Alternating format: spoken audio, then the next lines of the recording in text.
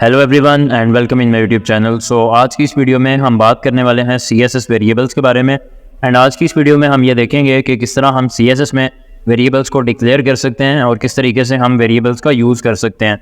सो देखने के लिए चलते हैं स्क्रीन की तरफ। So let's have a look on my screen and let's begin.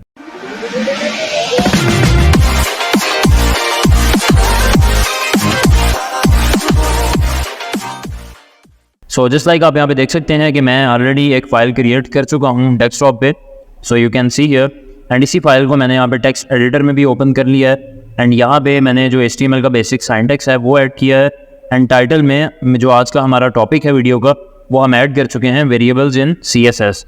तो मैं सेव करने के बाद यहाँ पे ब्राउज़र में आ जाता हूँ। सो यू कैन सी कि मैं इस फाइल को ऑलरेडी ब्राउज़र में भी ओपन कर चुका हूँ। सो अभी के लिए हमने बात करनी है वेरिएबल्स के बारे में। तो वेरिएबल फर्स्ट ऑफ ऑल होता क्या है इस बारे में हम बात कर लेते हैं। तो वेरिएबल किसी भी हम ऐसी एंटिटी को बोल सकते हैं कि जिसके अंदर हम वैल्यू स्टोर कर सकें। वैल्यू किसी भी तरह की हो सकती है और बाद में अगर हम उस वैल्यू को चेंज करना चाहें तो हम चेंज भी कर सकते हैं।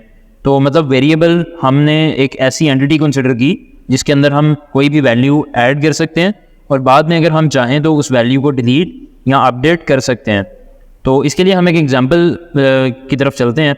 तो फर्स्ट ऑफ ऑल मैं यहाँ पे कोड में आऊँगा एंड यहाँ पे आके मैं कुछ डिव्स बनाने वाला हूँ। मैं यहाँ पे div डॉट बॉक्स लिख रहा हूँ एंड देन मैं टैब का बटन प्रेस करूँगा तो यहाँ पे मेरे सामने एक डिव क्रिएट हो जाएगी जिसकी क्लास है बॉक्स।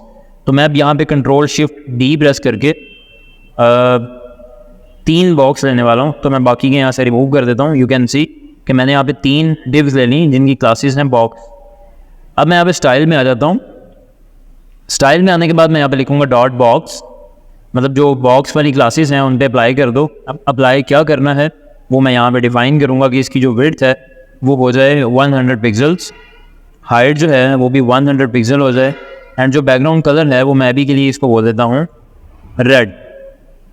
एंड देन मैं यहाँ पे सेव करूँगा, ब्राउज़र में आऊँगा, रिफ़्रेश करूँगा। देन यू कैन सी कि तीनों डिव्स हमारे सामने डिस्प्ले हो रही हैं। बैकग्राउंड कलर तीनों का रेड है और तीनों की जो विड्थ एंड हाइट है वो 100 एंड 100 पिक्सल्स है। मैं यहाँ पे चाहता हूँ कि ये अभी बिल्कुल आप देख सकते हैं कि एक दूसरे के साथ बिल्कुल जुड़ रही हैं। तो इसमें सिंपली मैं थोड़ा सा मार्जिन ऐड कर दूँगा 20 पिक्सल्स, सेव करूँगा। देन यहाँ पे आके रिफ़्रेश करूँगा। देन यू कैन सी कि अभी तीनों डिव्स सेपरेट हो चुकी हैं एंड तीनों के अंदर स्पेस ऐड हो चुकी है।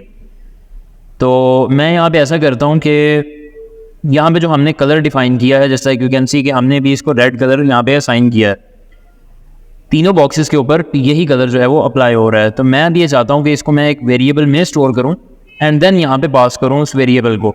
उसके लिए मुझे क्या करना होगा, तो वेरिएबल अगर आप CSS में बनाना चाहते हैं तो उसके लिए आप क्या करेंगे, आप यहाँ पे 2 डैशेस ऐड करेंगे एंड डैशेस ऐड करने के बाद आप अपने वेरिएबल का नाम लिखेंगे। सो फॉर एग्जाम्पल मैं यहाँ पे लिख देता हूँ बॉक्स कलर। ये जो यहाँ पे मैंने बॉक्स कलर लिखा ये बेसिकली इस वेरिएबल का नाम है एंड अपनी मर्ज़ी से आप ये वाला नाम रख सकते हैं। और अगर आपने किसी प्रोग्रामिंग लैंग्वेज में ऑलरेडी काम किया है तो आपको आइडिया होगा कि वेरिएबल का जो नाम है उसमें ना तो हम स्पेसेस दे सकते हैं और ना ही हम उसकी जो स्टार्टिंग है वो किसी डिजिट से या किसी नंबर से कर सकते हैं। एंड इसी तरह वहाँ पे कुछ और रूल्स भी हैं, जस्ट लाइक वेरिएबल का जो नाम है वो कोई प्रोग्रामिंग लैंग्वेज का रिजर्व वर्ड नहीं होना चाहिए या उसका कीवर्ड नहीं होना चाहिए। तो वो रूल्स तमाम यहाँ पे अप्लाई होंगे। बहरहाल मैंने यहाँ पे भी एक नाम ऐड कर दिया, you can see box colour के नाम से। तो बॉक्स कलर मैं यहाँ पे लिखने वाला हूँ रेड। सेव करूँगा। सेव करने के बाद ये तो फिर यहाँ पे मैं लिख देता हूँ येलो। सेव कर दिया, यहाँ पे आके रिफ्रेश करता हूँ। बट यू कैन सी मैंने यहाँ पे येलो लिखा लेकिन अभी भी चूँकि बैकग्राउंड कलर हमने यहाँ पे रेड अप्लाई किया है इसीलिए तमाम जो डिव्स हैं इनकी बैकग्राउंड कलर रेड कलर में हमें यहाँ पे डिस्प्ले हो रही है। तो अब अगर मैं ये चाहता हूँ कि रेड की जगह पे ये जो बॉक्स कलर है वो अप्लाई होना चाहिए तो मैं सिंपली क्या करूँगा, मैं यहाँ पे VAR लिखूँगा एंड VAR लिखने के बाद मैं 2 ब्रैकेट्स यहाँ पे ऐड करने वाला हूँ एंड ब्रैकेट्स के अंदर मुझे वेरिएबल का नाम यहाँ पे लिखना है just like double dashes and then मैं लिखूँगा बॉक्स कलर। सेव करूँगा। देन मैं यहाँ पे आके रिफ़्रेश करूँगा। सो यू कैन सी कि तीनों जो डिव्स हैं उनका कलर येलो हो चुका है। तो अब अगर मुझे कलर चेंज करना है तो मैं इस वेरिएबल की वैल्यू चेंज करने वाला हूँ। फॉर एग्जाम्पल मैं यहाँ पे वैल्यू चेंज करके कर देता हूँ पिंक। सेव कर रहा हूँ। देन यहाँ पे आके रिफ़्रेश करूँगा। यू कैन सी कि अभी मैंने वेरिएबल की वैल्यू चेंज की एंड यहाँ पे जो इसका कलर है बैकग्राउंड कलर वो भी चेंज हो चुका है। तो फ़र्ज़ करें कि मैं भी यहाँ पे एक और डिव बनाने वाला हूँ मैं यहाँ पे एक और div ले लेता हूँ, लेकिन अब की बार बॉक्स क्लास की बजाय मैं यहाँ पे माई बॉक्स के नाम से रख देता हूँ। सेव करूँगा, सेव करने के बाद मैं यहाँ पे आके रिफ्रेश करूँगा तो अभी आप देख सकते हैं कि माई बॉक्स वाली जो div है वो हमें डिस्प्ले नहीं हो रही। मैं ये चाहता हूँ कि उस div के ऊपर भी यही वाला बैकग्राउंड कलर अप्लाई हो। तो मैं क्या करने वाला हूँ, फर्स्ट ऑफ ऑल तो हम उसके अंदर कोई पैराग्राफ ऐड कर देते हैं। जैसे लाइक मैं यहाँ पे एक पैराग्राफ लिख देता हूँ, ये मैंने एक पैराग्राफ लिख दिया, रिफ्रेश करता हूँ, यू कैन सी कि ये पैराग्राफ यहाँ पे आ गया। अब उस div की चूँकि हमने बैकग्राउंड कुछ भी नहीं असाइन की, इसीलिए यहाँ पे वाइट कलर की जो उस div की बैकग्राउंड है वो डिस्प्ले हो रही है। तो मैं ऐसा कर लेता हूँ कि यहाँ पे आके लिखता हूँ डॉट माई बॉक्स, देन मैं यहाँ पे आके ब्रैकेट्स को ऑन करूँगा।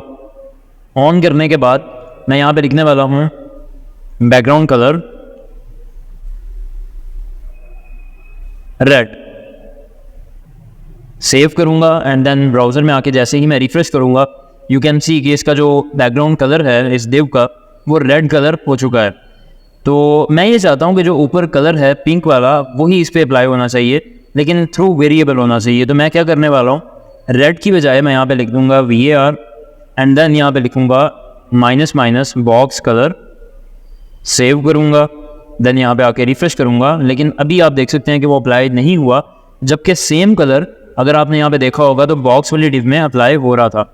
अब इसकी बेसिकली रीज़न क्या है, इसकी रीज़न ये है कि जो बॉक्स कलर वाला वेरिएबल है इसका स्कोप जो है वो यहाँ पे मैटर कर रहा है। स्कोप दो तरह के होते हैं, एक लोकल स्कोप, एक ग्लोबल स्कोप। मतलब कुछ वेरिएबल्स लोकल वेरिएबल्स होते हैं और कुछ ग्लोबल वेरिएबल्स होते हैं।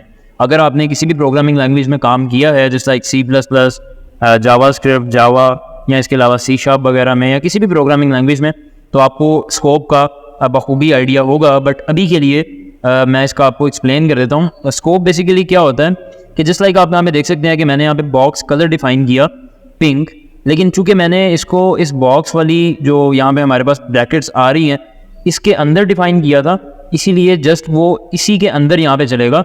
इससे बाहर हम उस बॉक्स कलर को एक्सेस नहीं कर सकते, क्योंकि उस बॉक्स कलर का जो अभी स्कोप है वो लोकल है।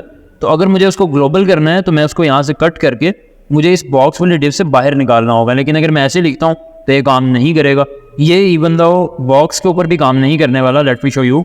सो यू कैन सी कि अभी बॉक्सेस भी जा चुके हैं, क्योंकि बॉक्सेस का भी कलर जो है वो अप्लाई नहीं हो रहा एंड ना ही माई बॉक्स का जो बैकग्राउंड कलर है वो अप्लाई हो रहा है। तो अब हम इसको किस तरीके से ग्लोबल बनाएंगे वो हम बात कर लेते हैं। तो मुझे सिंपली क्या करना है, इसको यहाँ से कट करूँगा, यहाँ पे आगे लिखूँगा रूट लिखने के बाद मैं यहाँ पे करली ब्रैकेट्स ऑन करूँगा एंड यहाँ पे लिख दूँगा बॉक्स कलर पिंक।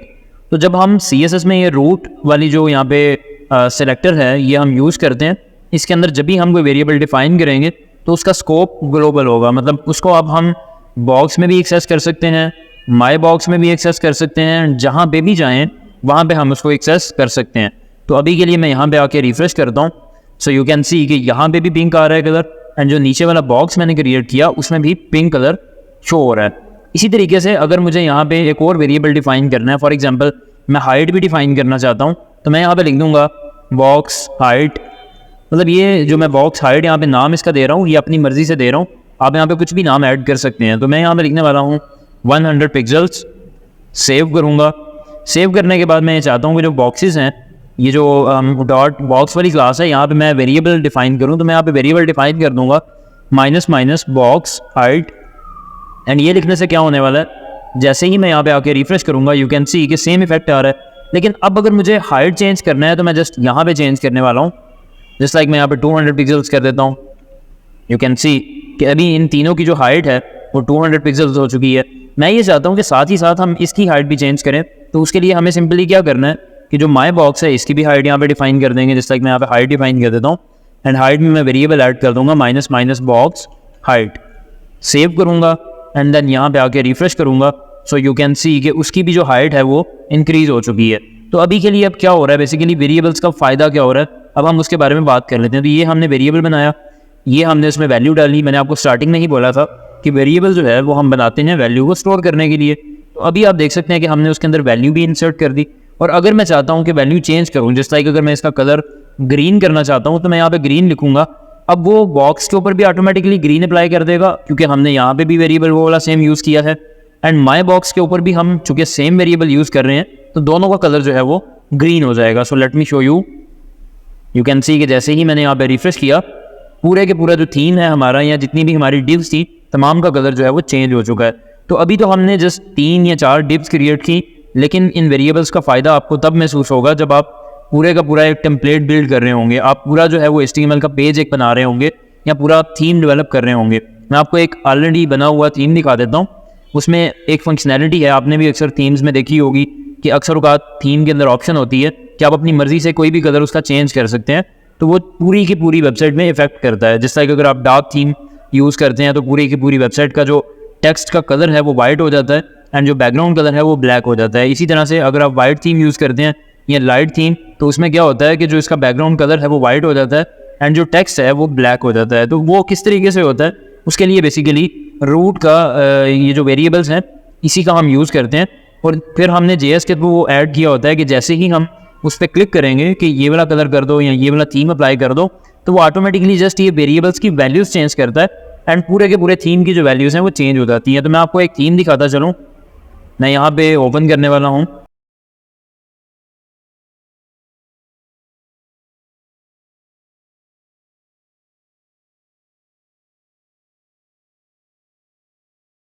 तो जस्ट लाइक मैं यहाँ पे ये थीम एक ओपन कर रहा हूँ एंड यू कैन सी कि अभी ये ब्लू कलर में आ रहा है। अक्सर आपने ये वाली जो भी मैं आपको ऑप्शन दिखाने वाला हूँ कलर्स वाली, यू कैन सी ये आपने अक्सर थीम्स में देखी होगी। सो फॉर एग्जांपल मैं यहाँ से ये कलर दे देता हूँ। यू कैन सी कि अभी पूरी की पूरी वेबसाइट का जो कलर है वो चेंज हो चुका है, इवन दो इसका जो बैकग्राउंड कलर है, इसके ऊपर होवर कलर है, इसके ऊपर होवर कलर है या इसके ऊपर जो बैकग्राउंड कलर है। इसी तरह से अगर मैं यहाँ पे ब्लू कलर कर देता हूँ तो ऑटोमेटिकली जितने भी कलर्स हैं पूरी वेबसाइट के वो चेंज हो रहे हैं। तो ये बेसिकली किस तरह से होता है, इसको करने के लिए वेरिएबल्स का यूज़ किया जाता है एंड जो भी हमने यहाँ पे वेरिएबल्स देखे, एक वैल्यू सिर्फ चेंज करने से हर जगह पे चेंज हो रहा है, तो ये काम हम वेरिएबल्स के थ्रू करते हैं। सो आज की वीडियो आपके लिए बहुत ज़्यादा इंपॉर्टेंट थी क्योंकि वेरिएबल्स जो हैं इसका बहुत ही ज़्यादा यूज़ किया जाता है जब भी हम CSS में एक थीम डेवलप कर रहे होते हैं, क्योंकि हम एक जगह पे चेंजेस करते हैं तो तमाम जगह पे इफेक्ट हो जाती हैं, हमें बार बार हर जगह पे कलर का चेंज नहीं करना पड़ता एंड पूरा जो थीम है आपका जब आप एक वेबसाइट बिल्ड कर रहे होते हैं वो एक ही कलर स्कीम में बिल्ड होता है। तो उम्मीद करता हूँ कि वीडियो आपको अच्छी लगी होगी। सो अगर आपको ये वीडियो अच्छी लगी तो आप इसको लाइक करें एंड हमारे चैनल को आप सब्सक्राइब करें। सो मिलते हैं नेक्स्ट वीडियो में। थैंक यू, अल्लाह हाफिज़।